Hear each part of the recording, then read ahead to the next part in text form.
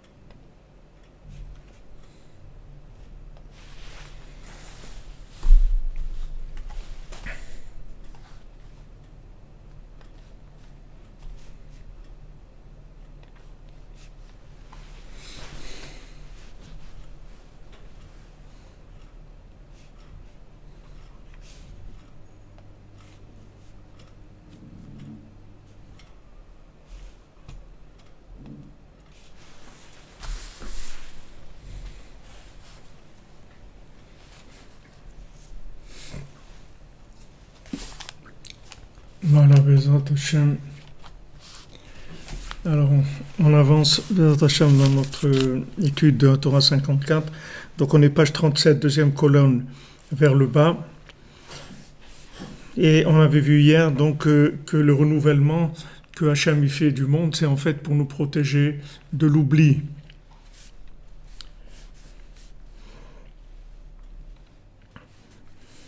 Et donc il a dit, il a consolé la lune en lui disant que en fait on allait compter grâce à elle, on allait compter les jours, les semaines, les mois, enfin les jours et les mois plutôt. Et Zéoprinat limnu comme d'avoir un manu chez l'oyovad.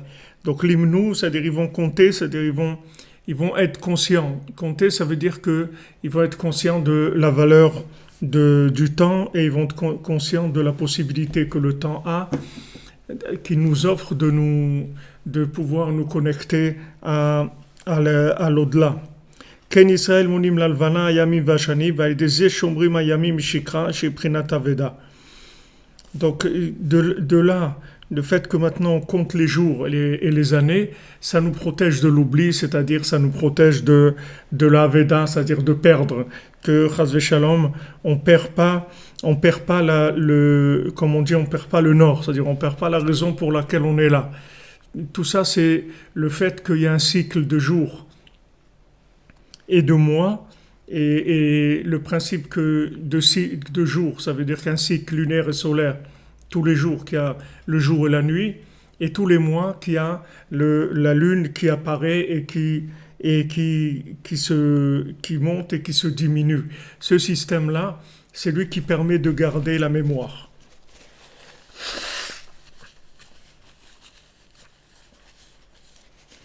Comme on avait expliqué, que quand on rentre dans l'obscurité, on peut renouveler les repères.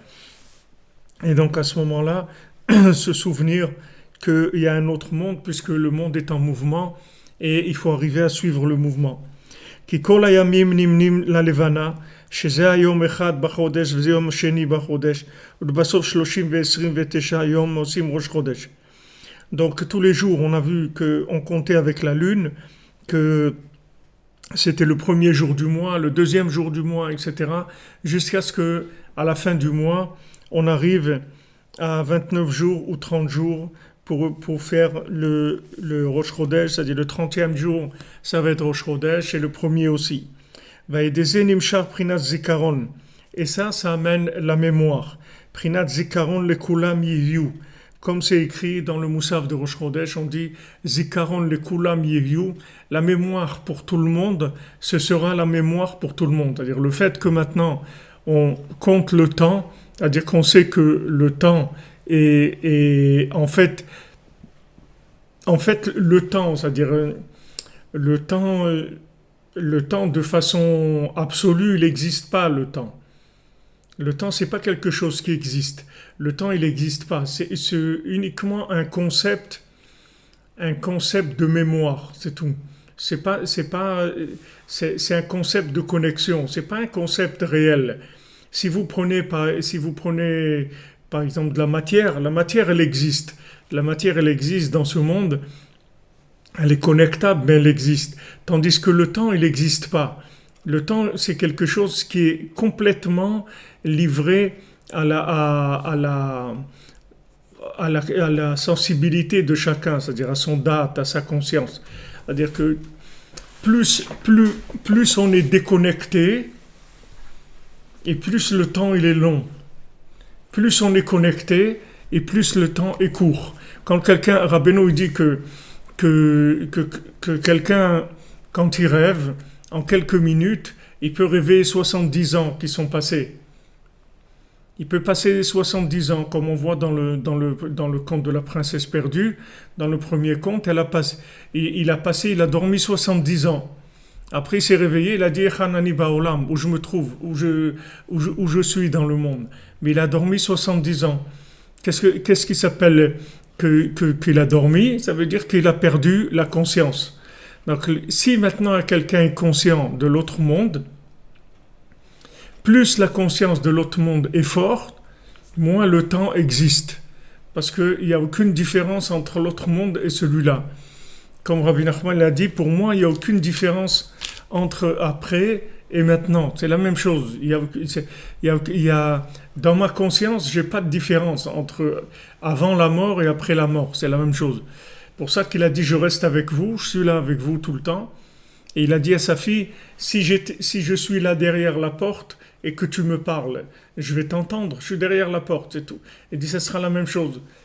Quand je vais partir, je ne vais pas partir quand on dit loin des yeux, loin du cœur.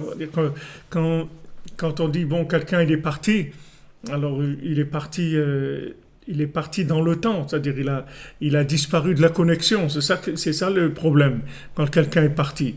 Mais maintenant, si la personne, elle est toujours liée dans notre cœur, ben elle est jamais partie. Elle part pas, c'est-à-dire elle est là, elle est jamais partie. C'est pour ça que les tzadikim, ils sont jamais partis. Si jamais tu crois, tu as la émouna, alors le tzadik, il est là, tu vas voir qu'il se manifeste, qu'il est mamash présent. Seulement, il n'y a pas d'enveloppe du corps, c'est tout, mais il est là, il y a aucune différence. Mais si maintenant tu crois qu'il est parti, alors qu'il est dans un autre monde, alors il est dans un autre monde. Tout ça, ça dépend de la mémoire. C'est pour ça que si un tzaddik, il a des élèves dans ce monde, alors il est vivant. S'il n'a pas des élèves, alors il est mort. C'est-à-dire le tzaddik, s'il n'a pas d'élèves, alors il est considéré comme mort. C'est pas que de son côté à lui, il est mort. Il n'est pas mort. Mais comme il n'y a personne qui le cherche, il n'y a personne qui est attaché à lui qui le cherche, donc il est mort. Il est pas là. Alors Rabbeinu, il amène cette notion-là, et on voit que Yaakov Avinu, quand il a travaillé pour Rachel, il a travaillé d'abord 7 ans pour Rachel, il a eu Léa, et après il a travaillé 7 ans pour Rachel. Alors c'est écrit que c'était mamash quelques jours tellement il l'aimait. C'était 7 ans, mais 7 ans, c'était quelques jours. Ces 7 ans, ils sont passés très vite. C'est-à-dire qu'ils n'avaient pas la lourdeur du temps.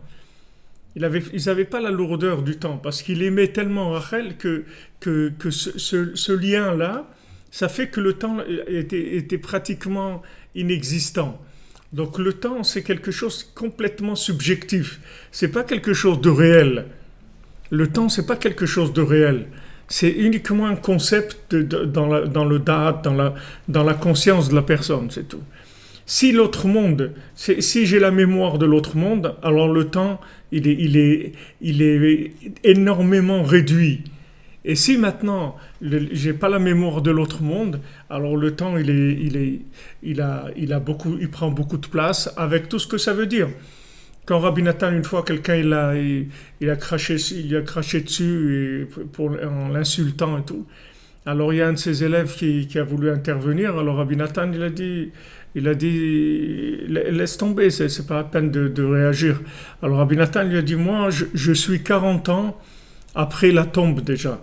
C'est-à-dire dans ma conscience, quand je vis, je suis 40 ans après la tombe. C'est-à-dire je suis pas dans une conscience des proportions des choses de ce monde. Alors maintenant, inversement, quelqu'un qui est dans la consommation, alors pour lui, les éléments de ce monde, ils vont prendre une autre place, une autre forme. L'argent, ça va être important, les trucs, il y a beaucoup de choses qui vont être très importantes dans ce monde-là, parce qu'il n'y a pas de mémoire. Donc le temps, avec tout ce que ça comprend, time is money, c'est-à-dire le nian qu'il faut gagner de l'argent, il faut beaucoup d'argent, beaucoup d'argent, etc. C'est normal, parce que quand quelqu'un se trouve dans le temps, il a besoin d'argent, beaucoup d'argent dans le temps. Mais si quelqu'un il est lié à l'autre monde, l'argent il va se mettre à sa place, c'est-à-dire il va prendre la place qu'il doit avoir dans le temps réel, c'est-à-dire le temps réel, c'est-à-dire le temps actualisé avec l'autre monde. Donc cette notion de temps, il faut savoir que le temps lui-même, c'est pas quelque chose d'absolu, c'est quelque chose de complètement relatif et qui est complètement laissé au da'at de chacun, à la conscience de chacun. Et si quelqu'un il a une conscience élevée, ça veut dire que il est conscient de la présence de l'autre monde dans celui-là. Et il sait que c'est ça le principal. Donc plus il a cette mémoire-là, plus le temps chez lui, c'est quelque chose qui n'existe pas. Qui n'existe pas. Et tout ce qui va être en rapport avec le temps, ça va pas le déstabiliser, ça va pas l'intéresser. Si par exemple pour faire une affaire, alors il faut mentir, il va pas mentir. Parce qu'il sait que c'est pas ce qui compte, c'est pas de réussir l'affaire absolument, c'est de la réussir dans les conditions dans lesquelles il faut la réussir. Sinon, s'il faut mentir, alors c'est pas une affaire. Il n'a pas fait une affaire parce qu'il a transgressé, il a dit un mensonge pour pouvoir faire son affaire. Donc qu'est-ce qu'il a fait? Il a épaissi encore plus le temps. Il est rentré dans l'esclavage du temps encore plus. Le véritable esclavage, il est dans le temps. C'est le véritable esclavage. C'est pour ça qu'un esclave, il est pas tenu de faire les mitzvot qui sont dépendantes du temps, parce que il a pas de connexion au-dessus du temps. Comme il n'a pas de connexion au-dessus du temps, donc il peut pas faire les mitzvot qui sont liés avec le temps.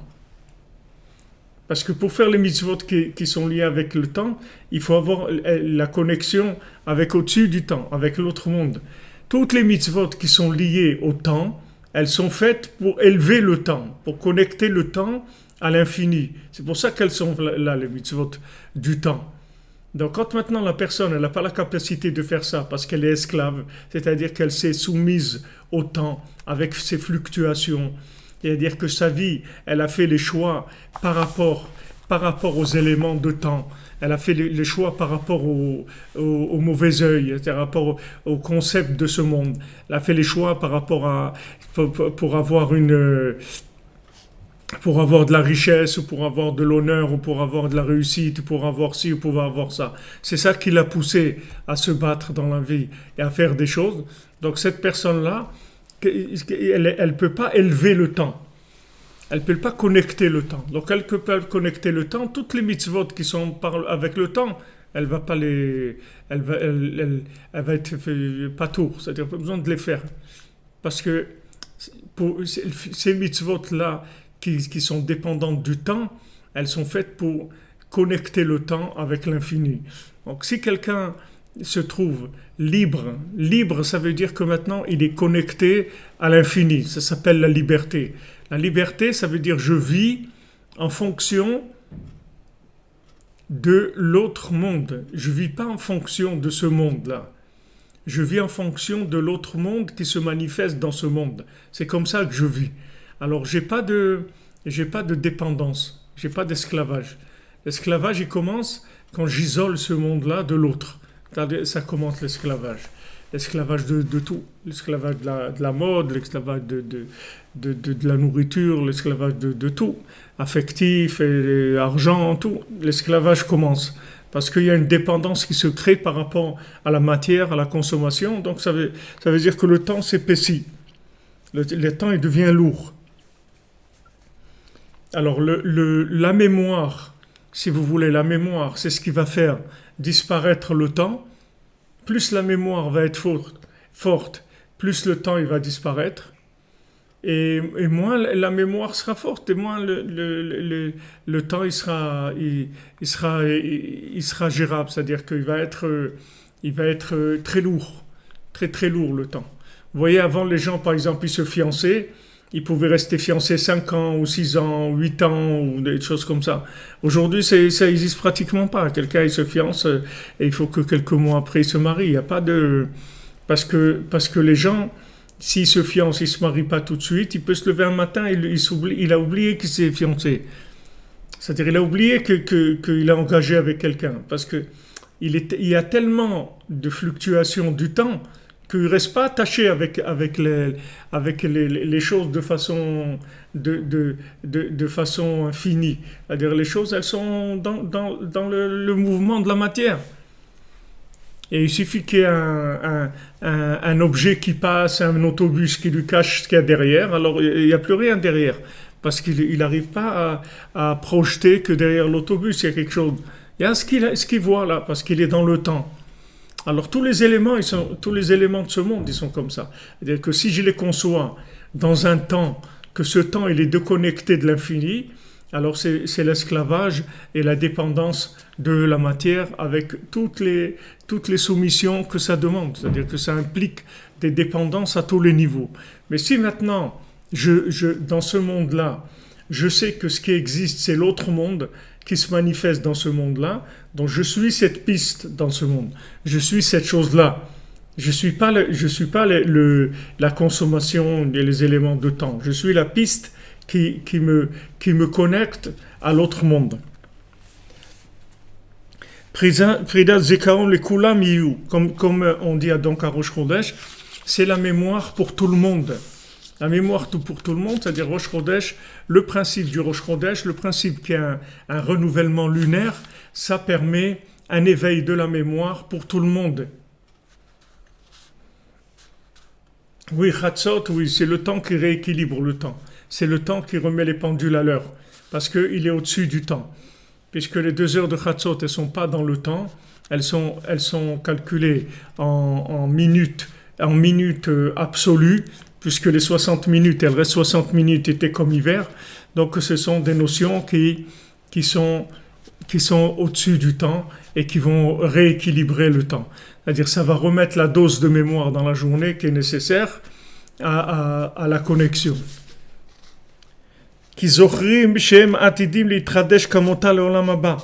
Parce que maintenant, qu'est-ce qui se passe à Rosh Chodesh? C'est qu'on se souvient qu'on va se renouveler comme la lune dans le monde futur. C'est-à-dire on va aller dans un monde futur. On ne va pas rester tout le temps dans la matière. On va aller dans un monde spirituel. On va aller dans un monde avec des tzadikim. On va aller dans un monde où on va voir Hachem. Un monde où on va comprendre de l'infini. On va pouvoir approcher l'infini avec des éléments qui sont extraordinaires, de la sagesse extraordinaire, de la musique, des musiques extraordinaires, des échanges merveilleux. C'est un autre monde complètement, un autre monde. Alors maintenant, cette mémoire-là, elle vient grâce au fait qu'il y a une méthode de gestion du temps qui permet de connecter le temps à au-dessus du temps. Donc le fait qu'il y a Rosh Chodesh, qu'il y a le premier jour du mois, et qu'il y a tout ce mouvement tout le temps, tous les jours, il y a le jour qui est le jour et la nuit, mais il y a tout le mois où la lune elle avance, elle monte, elle descend après, etc. Ça permet la connexion permanente à l'autre monde. Et à ce moment-là, ça c'est la liberté. Si des gens ils cherchent la liberté, les gens ils cherchent freedom, voilà ce que c'est freedom. Si maintenant tu veux être libre, voilà ce qui s'appelle être libre. Être libre, ça veut dire être connecté à l'autre monde. C'est ça ce qui s'appelle être libre. Sinon, c'est l'esclavage. Vechen Rosh Hashanah, Nimne l'Alvana. Rosh Hashanah aussi, il est compté par rapport à la lune. Ki rov hashanim, 354 yamim, 12 chodashei alevana.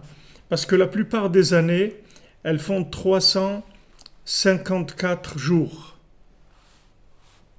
Ça, c'est le chiffre des années qui est normal, c'est-à-dire la plupart des années, elles font 354 jours en jour et elles font 12 mois.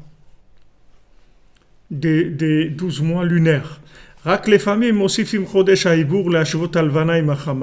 des fois, on va rajouter un deuxième mois de Hadar pour rééquilibrer la lune par rapport au soleil. Parce que dans ce jeu-là, que la lune, elle capte la lumière du soleil, donc il y a un décalage qui se fait, et ce décalage, il faut le rattraper. Et donc, il y a des calculs pour que de temps en temps, il y a ce mois en plus. Ce mois, il permet de remettre la lune en place par rapport au soleil. Alors, une année, c'est pas 365 jours. Une année, c'est 354 jours. C'est ça une année. C'est pas 365. 365, ça doit être solaire uniquement. Mais là, c'est 354 jours. C'est ça le temps d'une année normale. Et sinon, il y a le mois de Hadar en plus, c'est-à-dire le deuxième mois de Hadar. Avalei karaminyan shel hayamim ve'ashanim hem lalvana sheiprinat tzimtzum emuna. Alors le ikar de minyan, c'est-à-dire le compte qu'on fait aux jours et aux années, c'est d'après la lune, parce que la lune, c'est la contraction de la emuna. C'est la Emouna contractée, c'est-à-dire c'est la vision de ce monde en connexion. C'est-à-dire c'est ça la Emouna. La Emouna, ça veut dire que maintenant, dans le Yam HaChochma, comme on a vu cette nuit dans la Torah 87, c'est-à-dire le Yam HaChochma, c'est toute la connaissance qu'il peut y avoir dans ce monde. Dans la connaissance de ce monde, il faut utiliser la Emouna pour prendre ce qui est connectable. On a parlé cette nuit de l'alliance, c'est-à-dire c'est ce qui est connectable. L'alliance, ça veut dire que c'est connectable. Cette chose, elle est connectable. C'est différent pour chacun. Il y a quelqu'un, il va se trouver en Israël et il va être connecté. Et il y a quelqu'un, il va se trouver en Israël, il va pas être connecté parce que il n'est pas dans le niveau de la connexion minimum requise pour pouvoir vivre connecté. Donc il va pas se sentir bien parce qu'il n'est pas connecté.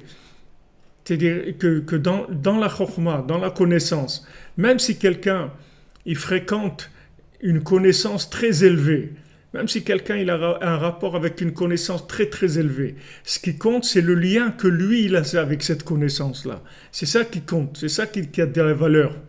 Parce que si quelqu'un il vit dans un endroit où il n'est pas connecté, c'est-à-dire il vit quelque chose il n'est pas connecté dans le statut de sa vie, alors il ne vit pas la chose du tout, il n'y a rien qui se passe, parce qu'il n'est pas connexion.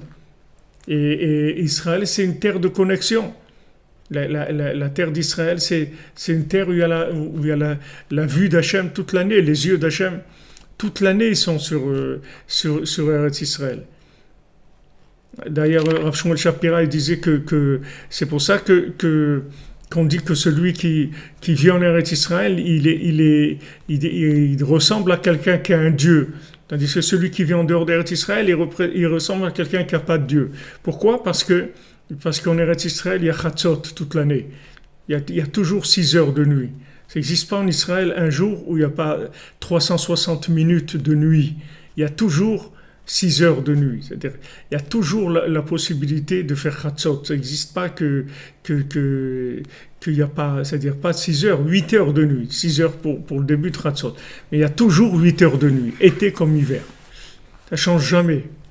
Toujours il y a 360 minutes après, ça commence Chatzot.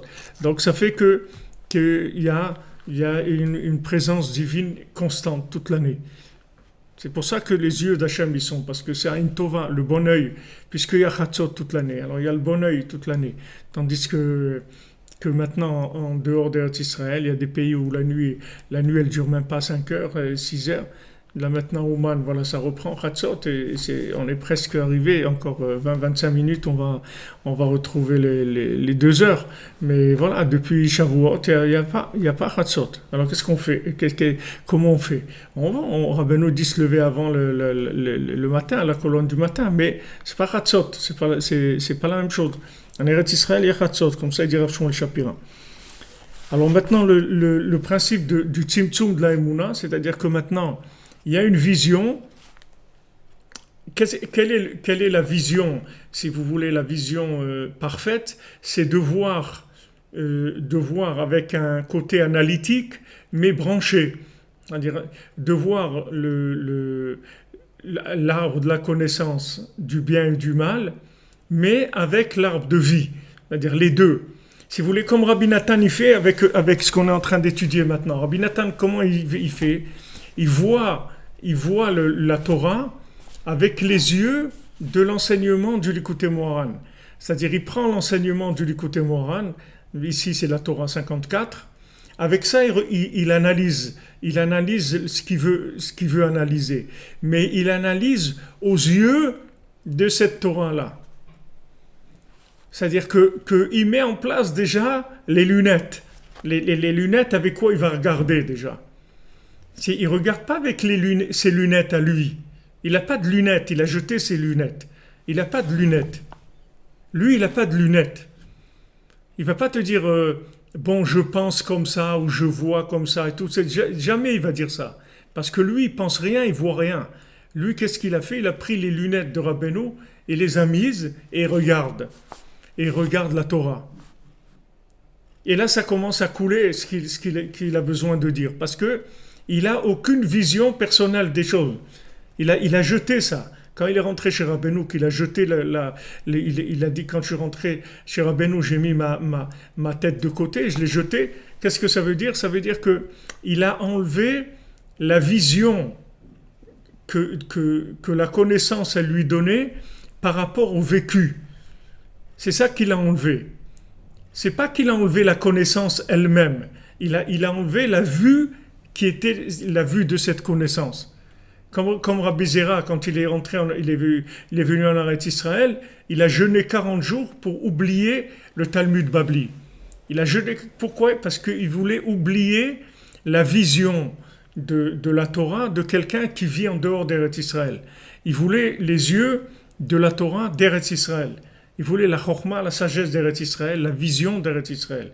Alors maintenant, plus tu vas être soumis au tzaddik, plus tu vas être connecté au tzaddik, plus tes yeux, ils vont voir clair dans les situations. C'est-à-dire, ils vont voir clair. Qu'est-ce que ça veut dire? Ils vont voir clair. Ils vont voir la connexion de la situation. C'est-à-dire la situation, mais en connexion. C'est-à-dire que c'est toujours l'arbre de la connaissance avec l'arbre de vie. C'est jamais l'arbre de la connaissance sans l'arbre de vie. Parce que l'arbre de connaissance sans l'arbre de vie, ça donne l'opération, on l'a réussi, mais le patient, il est mort. Tu comprends?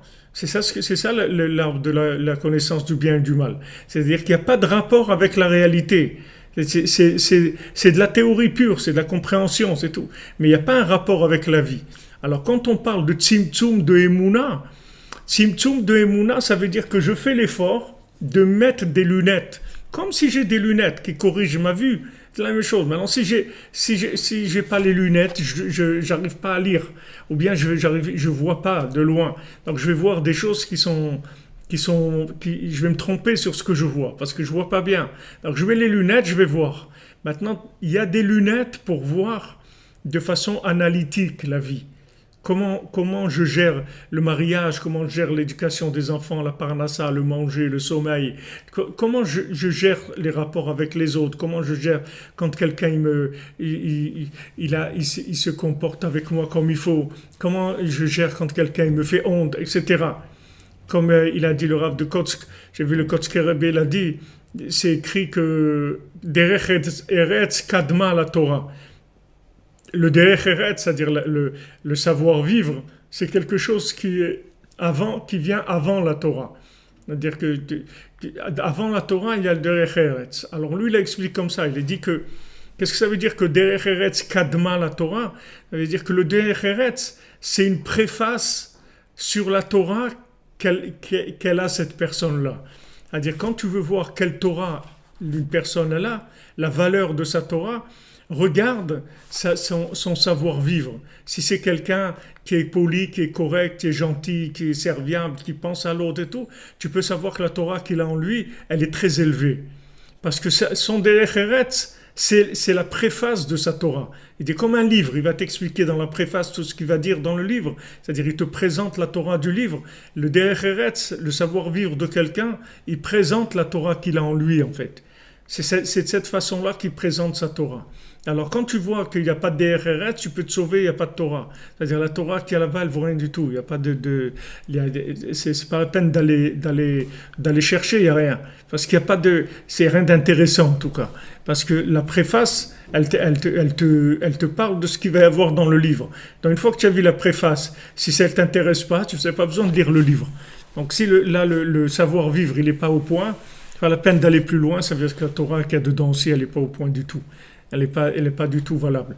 Donc quand on parle ici de vision de tzimtzum de Emouna, ça veut dire que maintenant je rentre avec une paire de lunettes. Une paire de lunettes, c'est un tzimtzum. Qu'est-ce que ça veut dire, c'est un tzimtzum? Ça veut dire c'est un angle de vue par rapport à la situation. C'est-à-dire, dans cette situation-là que je vais vivre, il y a une façon de la vivre. Il y a une façon de la voir et de la vivre. Maintenant, ces lunettes-là de la Emouna, elles vont me permettre, dans l'arbre de la connaissance, d'utiliser les éléments qui sont nécessaires par rapport à ce que je veux faire. Comme une recette de cuisine, la même chose. Maintenant, tu peux avoir tout dans une cuisine, tous les outils qu'il faut. Tu peux avoir le frigidaire qui est plein, les trucs, tous les légumes, tout. Maintenant, qu'est-ce que tu veux faire? Ok, tu veux faire quoi maintenant? Tu veux faire un gâteau au chocolat? Ok, alors voilà ce que toi tu as besoin. Tu as besoin de 500 grammes de farine, ça, tac, tac, tac, tac, tac. Allez, on y va. Maintenant, tu fais ton gâteau au chocolat. Maintenant, si tu veux faire autre chose, tu veux faire du pain, voilà ce qu'il faut. Tu veux faire ça, c'est-à-dire que maintenant, dans le monde, tu vas prendre les choses par rapport à la mémoire du monde futur. C'est ça qui va t'intéresser. C'est-à-dire que tu vas faire un tzimtzum avec la Emouna, un tzimtzum de Emouna. C'est-à-dire que ta Emouna, elle va être metzamtzem, ça veut dire qu'elle va viser juste exactement ce que tu as besoin. Exactement. Tu vas pas prendre quelque chose qu'il n'y a pas besoin, ni qui est trop haut, ni qui est trop bas. Tu vas prendre ce qu'il faut exactement. Tu vas savoir exactement où habiter, dans quelle école mettre tes enfants, comment les éduquer, s'il faut avoir un ordinateur à la maison ou pas, s'il faut avoir une télé. Ça, c'est pas une question, une télé, il faut pas avoir. Donc, il n'y a même pas sur ça, il n'y a pas de question. Mais s'il faut, tu vas avoir un ordinateur. Si maintenant il faut avoir un téléphone, un iPhone ou un truc, un Android à la maison, est-ce qu'il faut donner à un enfant un téléphone? À quel âge il faut lui donner? Si on doit lui donner, il vaut mieux éviter de lui donner le plus qu'on peut et attendre qu'il soit adolescent. Tout ça, c'est des questions, que toutes ces questions-là, tu vas les résoudre si tu as les lunettes qu'il faut. Si tu n'as pas les lunettes qu'il faut, tu sais pas du tout comment gérer ces choses-là. Tu fais n'importe quoi. Alors Rabbi Nathan, la première chose qu'il a faite, quand il est arrivé chez Rabbeinu, il a pris ses lunettes, il les a mises à la poubelle. Ok. Et maintenant, il s'est fabriqué une paire de lunettes avec les enseignements de Rabbeinu. C'est-à-dire tout ce que Rabbeinu lui disait, c'était ça ses lunettes. Il faisait rentrer ça dans son esprit, et avec ça, il voyait le monde. Il voyait toute la vie avec ces éléments-là. Donc ça s'appelle le tzimtzum de la Emouna. Pourquoi ça s'appelle Emouna? Parce que ce sont des éléments que tu as pris, c'est pas des éléments que tu as trouvés toi-même, c'est des éléments que tu as pris par connexion, pas par compréhension. Pas par compréhension, tu ne les comprends pas, mais tu les acceptes parce que tu as confiance. Donc du moment où tu les as pris par confiance, ce sont des éléments que tu as acquis par connexion, si tu veux, par confiance. Et maintenant, ces éléments-là, ils vont te permettre de voir. Oui, exactement. Il a lunettes entre les lignes. Quand j'étais à la yeshiva,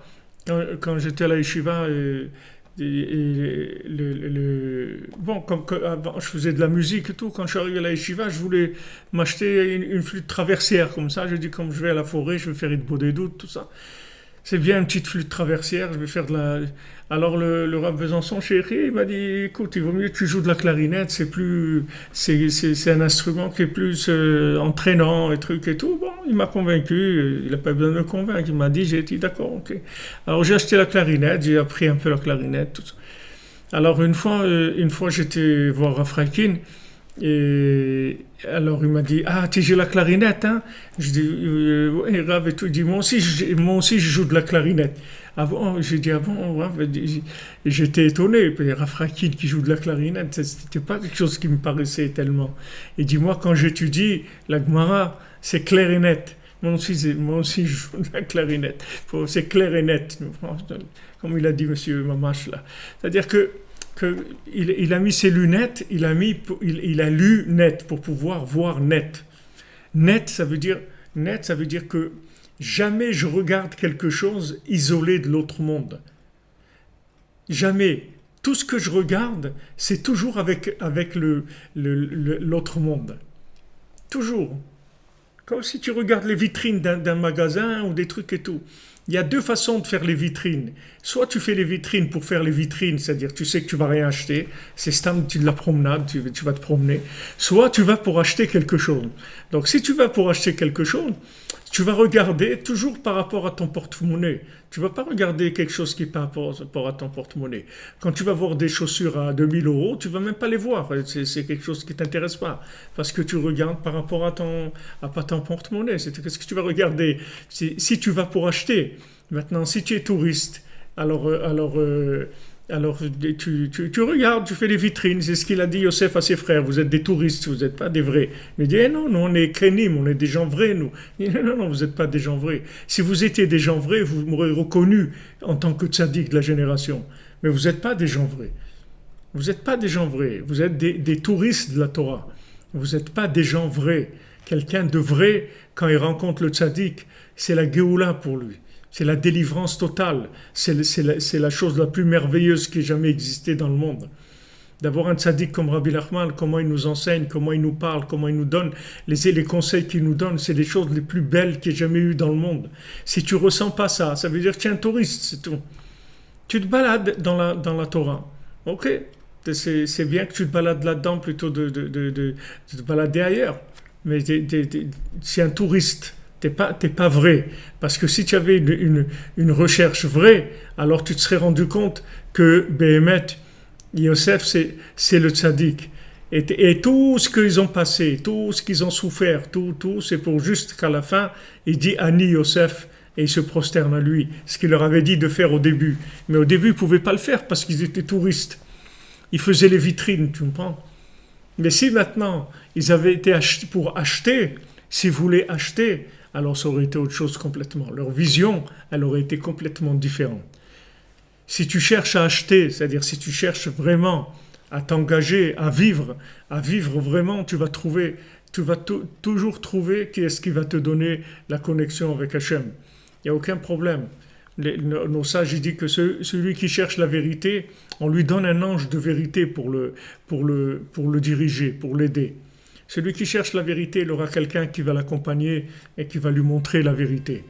Il n'y a aucun problème. Alors Rabbi Nathan, quand il est arrivé chez Rabbeinu, il a vu que Rabbeinu, il n'y a pas de... C'est pas une approche, c'est-à-dire que si tu gardes des choses dans ta tête, ça va pas marcher. Il le voyait ça. Il voyait cette chose-là. Il voyait tout à fait la rencontre avec le tzaddik, c'est la renaissance, c'est la naissance tout court, mais je ne sais même pas si c'est une renaissance, c'est une naissance.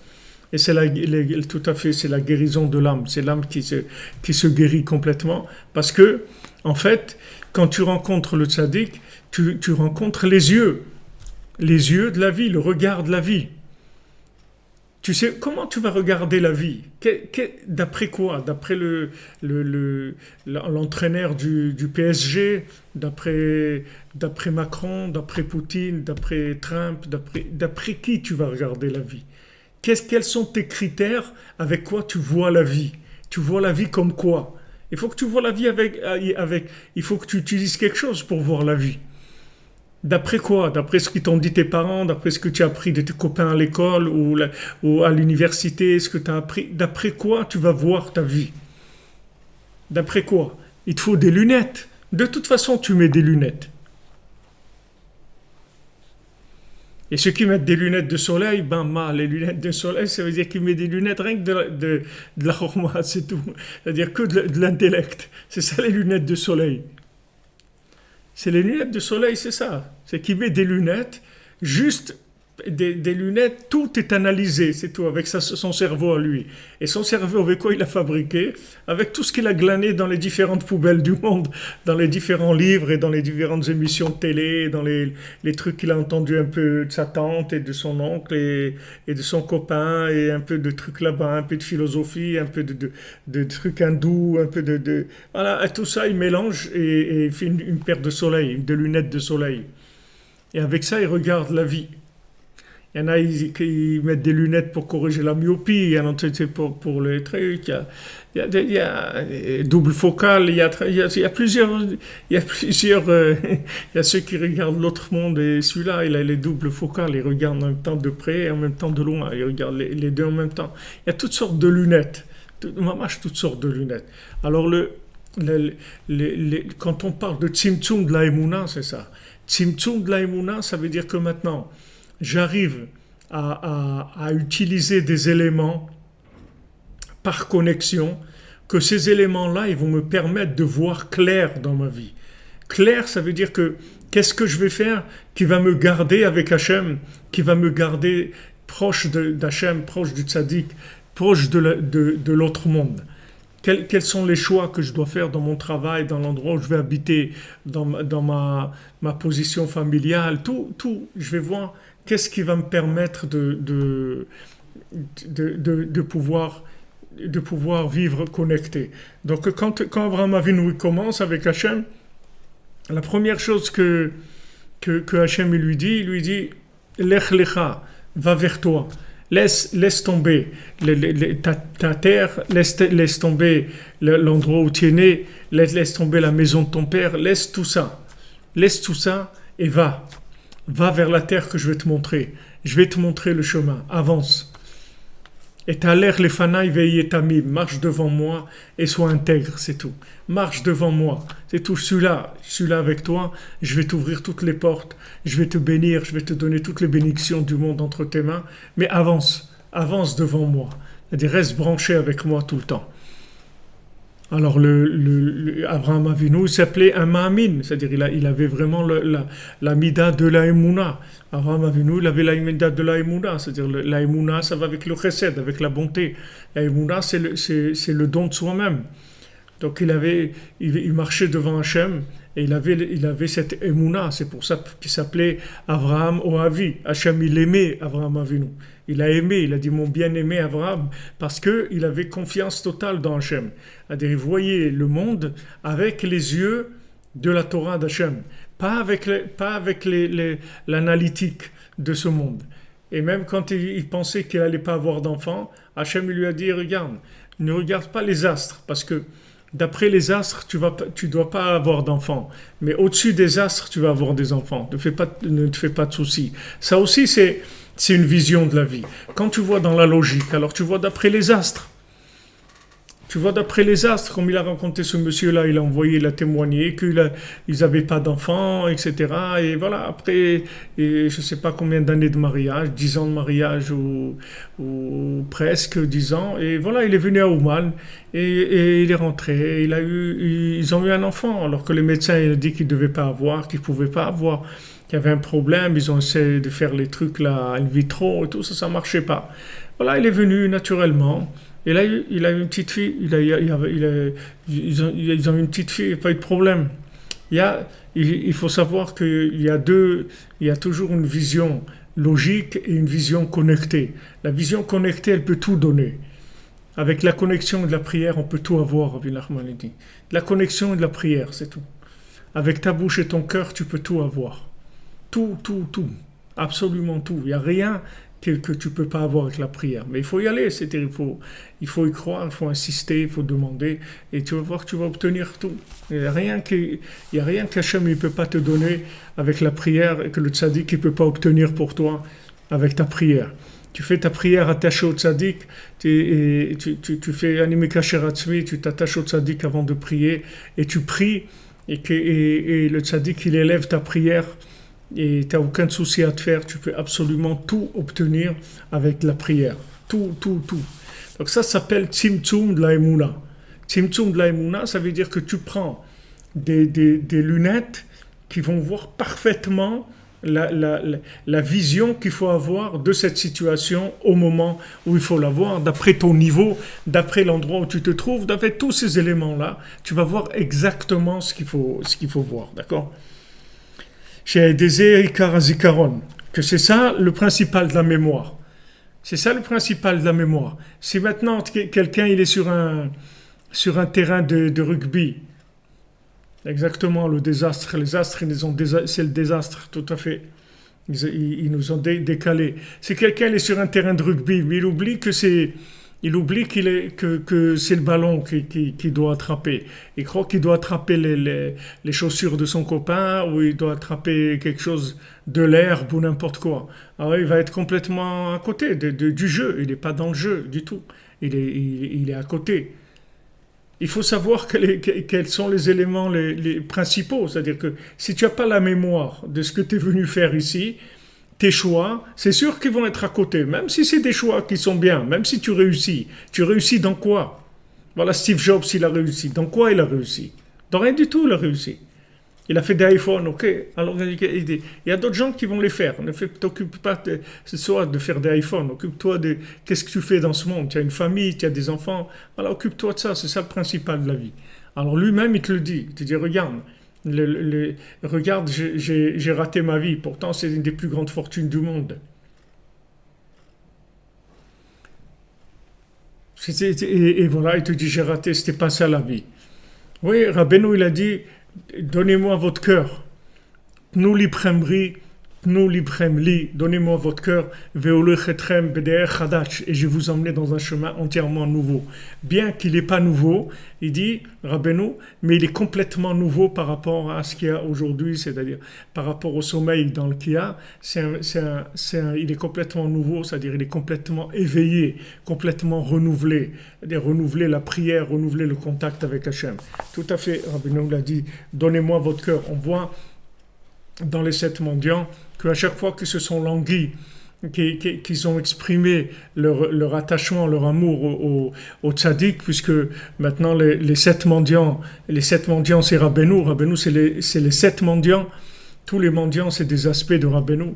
Et comme il dit Rabbi Nathan, que celui ce conte-là qui a été raconté par Rabbeinu, c'est quelque chose qu'il n'y a jamais eu dans le monde. Et n'importe qui lit ça, il va voir que les 7 mendiants, c'est quelque chose de fantastique, quelque chose d'extraordinaire comme il n'y a jamais eu. Et il dit que cet homme-là qui a raconté ça, que personne n'a jamais raconté, ça veut dire que lui, il était les 7 mendiants. C'est-à-dire que Rabbeinu, c'est lui les 7 mendiants. Et c'est pour ça qu'il a raconté les 7 mendiants. Parce qu'il a en même temps la mémoire, il a la parole, il a le souffle, il a la vision, il a les mains, il a les pieds, il a tout. Même s'il n'a pas raconté le 7e, mais il a les jambes aussi, Rabbeinu, il a tout. Il n'a pas raconté, mais il a aussi, c'est le mendiant sans jambes, c'est-à-dire qu'il a des jambes parfaites, c'est aussi Rabbeinu. Donc celui-là qui a raconté ça, c'est sûr que lui est arrivé à tous les niveaux des 7 mendiants. C'est sûr qu'il est arrivé à ça. Alors, quand les petits qui étaient perdus dans la forêt, ils se sont mariés, alors ils ont dit, waouh, et comment on pourrait faire venir ici le mendiant qui nous a donné du pain quand on était dans la forêt, le mendiant aveugle. Il dit, voilà, je suis là, je suis venu, je suis là. Du moment où ils ont manifesté leur affection, leur attachement au tzaddik, il est venu, il a dit, voilà, je suis là. C'est tout. Si quelqu'un il aime le tzaddik, il est attaché à lui. Le tzaddik, il est là, c'est tout. Être attaché, c'est l'aimer, il dira Beno. Qu'est-ce que c'est l'être kashrut au tzaddik? L'attachement, ça veut dire aimer le tzaddik.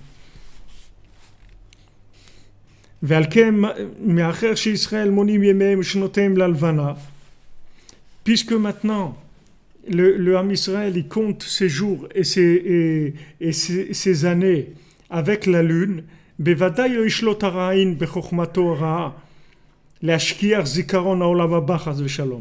voyez, c'est-à-dire que du moment où quelqu'un il compte avec la lune, c'est sûr que la chokhma, qui représente le soleil, c'est-à-dire la connaissance, elle ne va pas venir le mauvais œil de la chokhma pour lui faire oublier le monde futur, c'est-à-dire que l'arbre de la connaissance, il ne va pas te faire oublier la vie.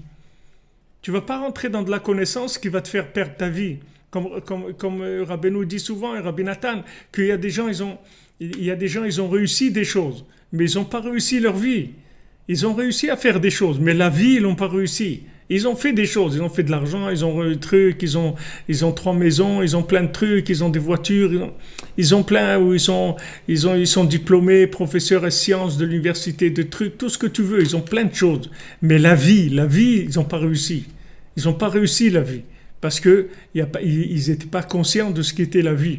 Donc il dit, du moment où tu comptes sur la lune, c'est-à-dire que tu vas tout mettre en place par rapport au système lunaire, c'est sûr que le mauvais œil de la chokhma, il ne va pas pouvoir t'attraper. Le mauvais œil de la connaissance, il ne va pas pouvoir t'induire en erreur d'aller faire des choix qui sont des choix de perdition par rapport au monde futur. Ça peut être des choix de réussite extraordinaire dans ce monde. Ça peut être une réussite merveilleuse dans ce monde, mais c'est pas la réussite dans l'autre. Donc ces choses-là, c'est une erreur. Et ça vient du mauvais œil, c'est-à-dire du mauvais œil de la chokhma solaire, c'est-à-dire de la vision des lunettes de soleil. C'est-à-dire que la personne, elle voit avec l'analytique, avec tout ce qui est logique. C'est avec ça qu'elle décide de quoi faire dans sa vie. Alors que maintenant, tout ce qu'on décide de faire dans notre vie, ça doit être que avec la lune, que avec la prière, c'est tout. Ça doit être que avec Léa, c'est tout. Tout ce qu'on a à faire dans notre vie, c'est de prier, de prier, de prier. De prier, de prier. Après, les choses elles vont se mettre en place dans la réalité. Des fois, il y a des choses que vous voulez, des addictions, des problèmes que vous voulez résoudre, et vous n'arrivez pas, vous vous cassez la tête, vous n'arrivez pas à résoudre la chose, parce que Comment vous voulez la résoudre? Vous croyez parce que vous avez compris que c'est pas bien, alors vous allez résoudre la chose. Non, quelqu'un il peut savoir que c'est pas bien et il continue à le faire, et il continue à le faire. Il n'arrive pas à s'en sortir parce qu'il est dans l'addiction. Ce qu'il lui faut, c'est une connexion de manière à lui donner la conscience, pas la connaissance du bien et du mal, la conscience du bien et du mal. Ça n'a rien à voir. Ça n'a rien à voir. La connaissance du bien et du mal, ça n'empêche pas de faire le mal et ça ne motive pas de faire le bien. Tandis que la conscience du bien et du mal, c'est autre chose complètement. La conscience du bien et du mal, ça permet de faire le bien et ça permet de ne pas faire le mal. C'est la conscience qui compte. C'est pas la connaissance du bien et du mal. Vous pouvez avoir la connaissance du bien et du mal et ne pas être capable de l'appliquer. Ça n'a pas de rapport. Parce que la conscience et la connaissance, ce sont deux choses qui sont différentes. Elles n'ont pas du tout la même place. La conscience, c'est l'arbre de vie. La connaissance, c'est l'arbre de la connaissance.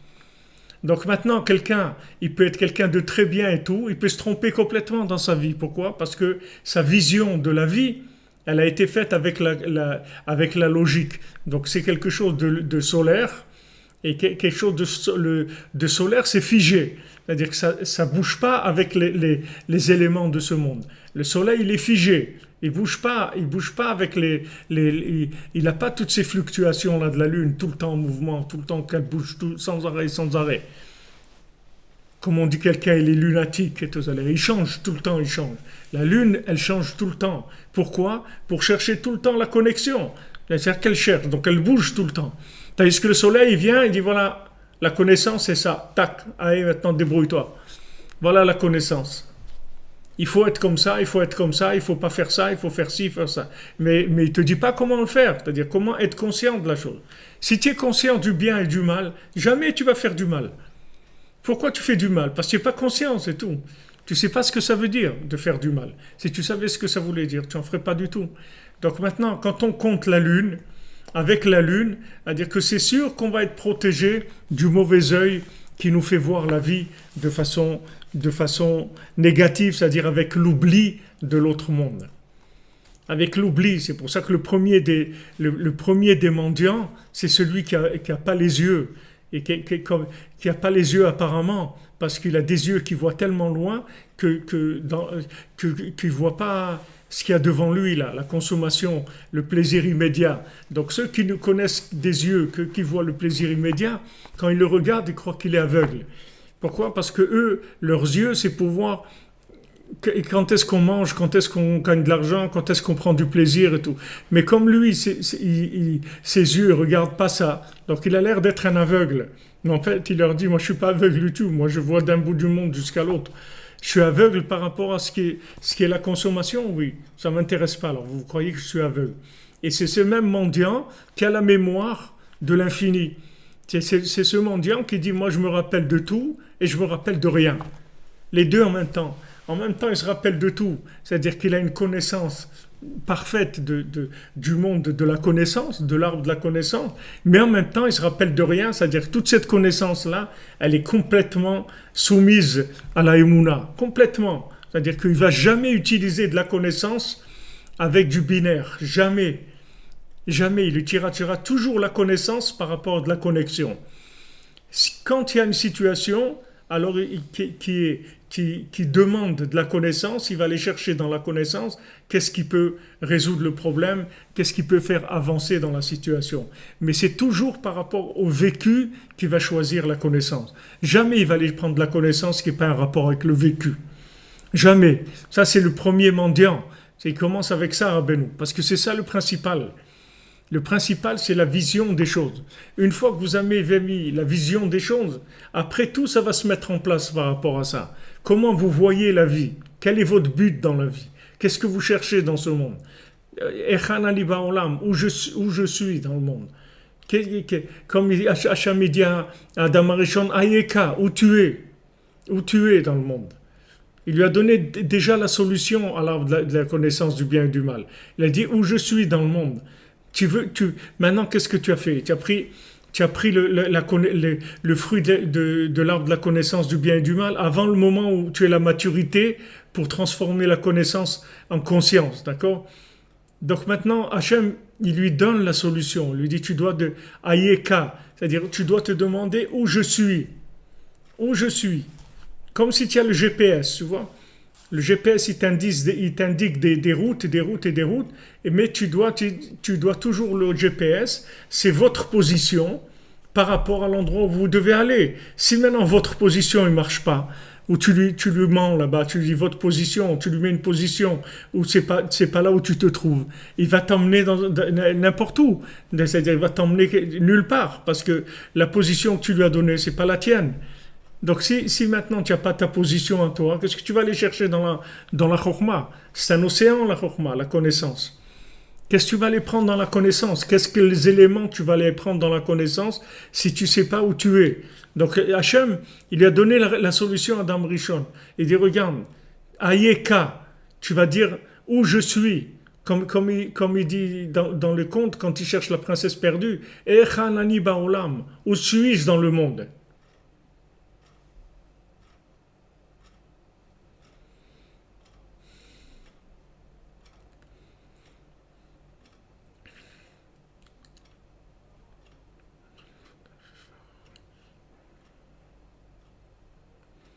La conscience, si vous voulez, la conscience, c'est ça la vision des choses.